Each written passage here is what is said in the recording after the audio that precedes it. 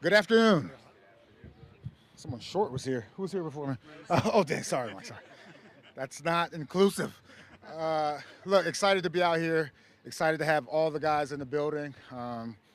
Look, last week, really to go out there and show what you got, both physically and mentally. So let's see some competition today. You guys will see it.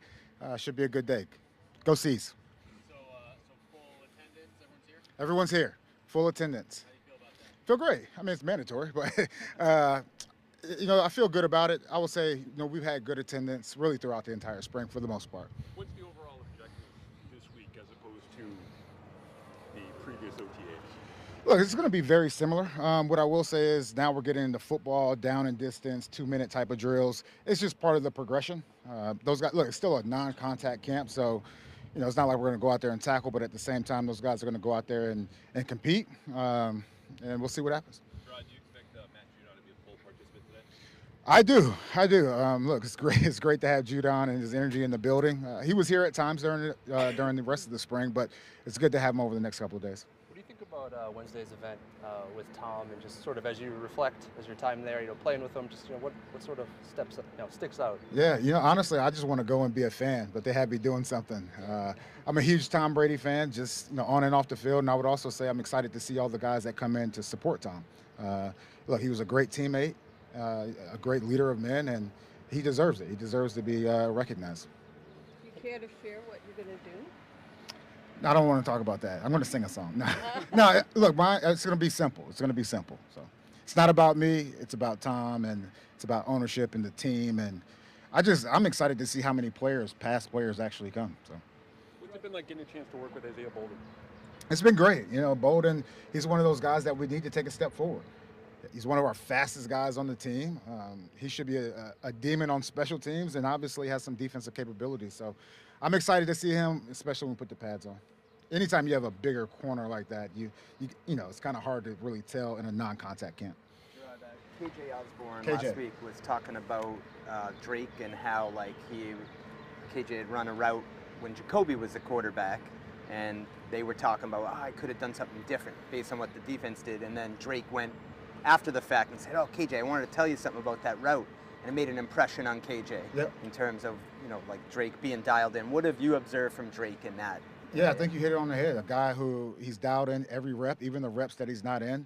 I think it's smart of him to go talk to a guy like KJ who's had good quarterbacks in the past, and so those guys could be on the same page. The same thing with Jacoby and the rest of the quarterbacks. Just being on the same page with the guys they're going to throw the ball to is definitely huge.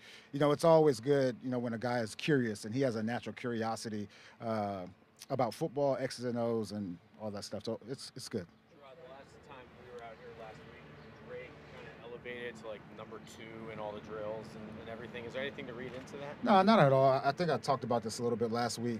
The depth charts, there really are no depth charts. I mean, we can say the first group, the second group. We're trying to mix and match offensively and defensively just to see what combinations work, and honestly, still trying to see where your depth is. And so on a depth chart, it's like, all right, he's a right tackle, but let's see if we can move him here. Different combinations. That's part of the whole process. Jerod, contracts are more Elliott's domain, but David Andrews getting your extension. Why was that important to you? Yeah, I think it's, you guys saw in free agency as well, it was important for us to reward the guys that we want here, the guys that encompass the Patriot way, the guys that come to work each and every day with a good attitude, looking to get better. He's one of those guys, he's a leader on this team, and it was important for us to keep him around. What did Alex Austin show you last year, and how has he carried over the way he finished last season into the spring? Yeah, potential. He showed potential, but we all know that's only it's potential. So we have to see in training camp, but he's another guy who comes to work every day, and excited to work with him. Jerod, other coaches have talked about using a non-kicker on kickoffs with a new rule. Have you guys experimented with that at all? We haven't really experimented with it at all, but Tavai is knocking on my door every day. I can do it, Coach. I can do it. It's like, just get healthy. Jerod, along those lines, do you anticipate having to spend more time on the kickoff than maybe normally just because of the angle? Yeah, I don't think anyone actually knows how this thing is going to play out. Look, the rules are still kind of fluid even as of today. So we watch it as a full staff, just because it's one of those plays where you're trying to get, we talk about collaboration all the time, but you're trying to get opinions of the offensive coaches, the defensive coaches, and the special teams coaches, and also, just kind of calling around the league to see how they think about it. But once again, I don't think anyone really knows how it's going to play out. It might just be beneficial, just take the ball at the 30. I don't know. You were talking about contracts, and again, not necessarily your purview, but Ramondre seems like a guy that, has done what he's been asked to do. Would you like to see something get done there? We'll see. I will say this about Ramondre. I think he's one of the better backs in the league. It's no doubt about it.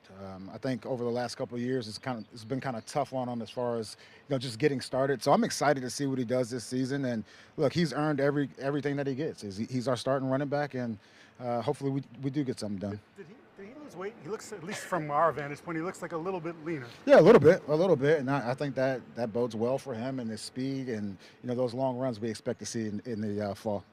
Practicing all 3 days this week? So no, we'll be practicing 2 days. So Stacy will send out a media advisory. He'll send out a media advisory. We're going to do something special tomorrow, which I think is, which we think is important for the state. Say the goal is for the next few days as you build on what you did in OTAs? Yeah, the goal is to build on what we've already kind of put into place, and just adding those guys back that weren't here a few days, getting them back in the mix, I think is good, and it's one step at a time, trying to get 1% better each and every day. Whenever you talked about Javon Baker. Sorry, it was a woman. It's a woman. You know the rule.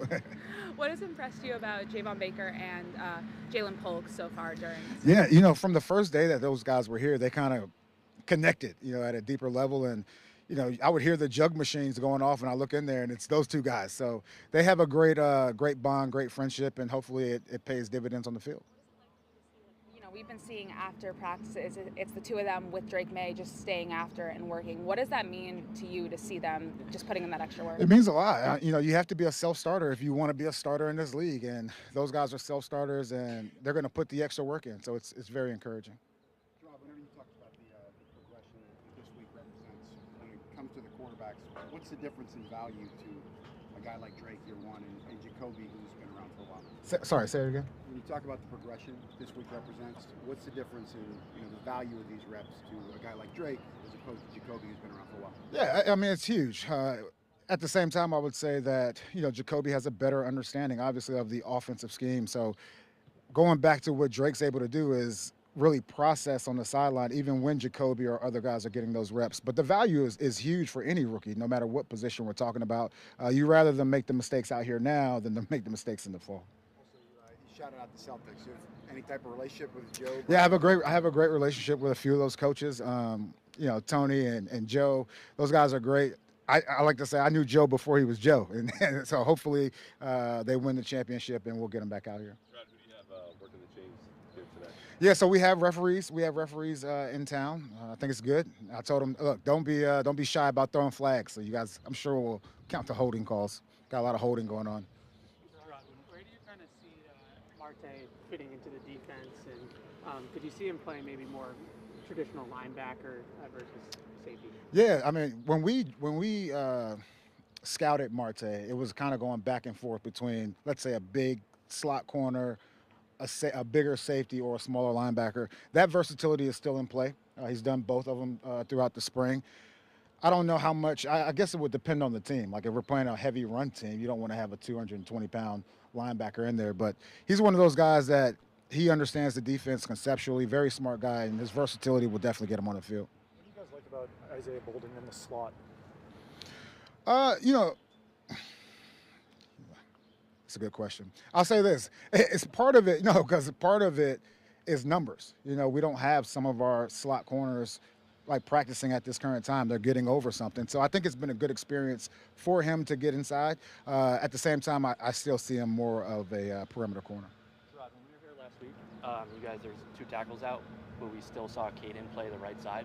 I'm assuming there isn't any change in you guys wanting him to get some reps on the left side, but what is the advantage of having him stay on the right side line? Yeah, honestly, on the offensive line, versatility is key. Like if you play guard, we hope you can play center. If you play right tackle, hopefully you can play left tackle. And we're still just trying to build that depth with whatever the combination is. Sure, we've seen more teams now sort of take the line approach and say, just the best 5. Not necessarily, obviously certain skill sets you want in positions. Do you sort of fall into that camp where you're just looking for the best five? The best players will play, and that's how I think about it. It's all competition, and we're going to try to put the best five out there. Position group though this time of year with no pads. The mental part of it, and you're exactly right. The non-contact part of it kind of stinks, but we'll see in training camp. They know what to do now, the how to do it, and now with pads on, that's part of the progression. Thanks, guys. Thanks, Jerod. Yeah.